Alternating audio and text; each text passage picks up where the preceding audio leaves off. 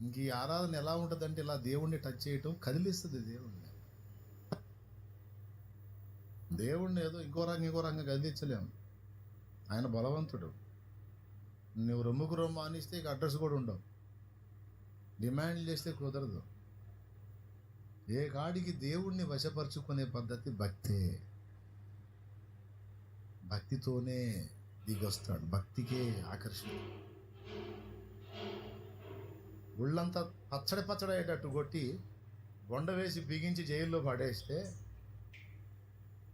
వాళ్ళు తన్వయించి ఆరాధిస్తున్నారు. భక్తి, ఈ భక్తి ప్రతిఫలం చూసుకోదు. అనుకున్నవి చేశాడా చేయలేదా, జరిగినయా జరగలేదా అని చూసుకోదు. భక్తి ప్రేమ పిచ్చి. అర్థమైందా? తన్నులు తన్నినా సరే, అయ్యా నీకోసం దెబ్బలు తింటానికి ఎక్కడికి ఇచ్చావా చూసేవాళ్ళు లేదు. ఓరిడి పిచ్చి తగలయ్యా. పచ్చడి కింద కొట్టినా కూడా ఇదొక భాగ్యం అంటున్నాడు. వీడికి మెంటల్ అయిందిరా. మెంటల్ కాదురా రే నిద్రమోహం. భక్తి, భక్తి, అది భక్తి.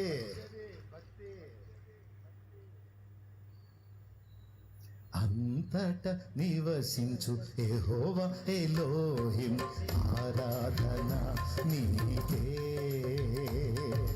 అంతట నివసించు యెహోవా ఎలోహిం, ఆరాధన నీకే. రూపించు దైవం యెహోవా సేనో,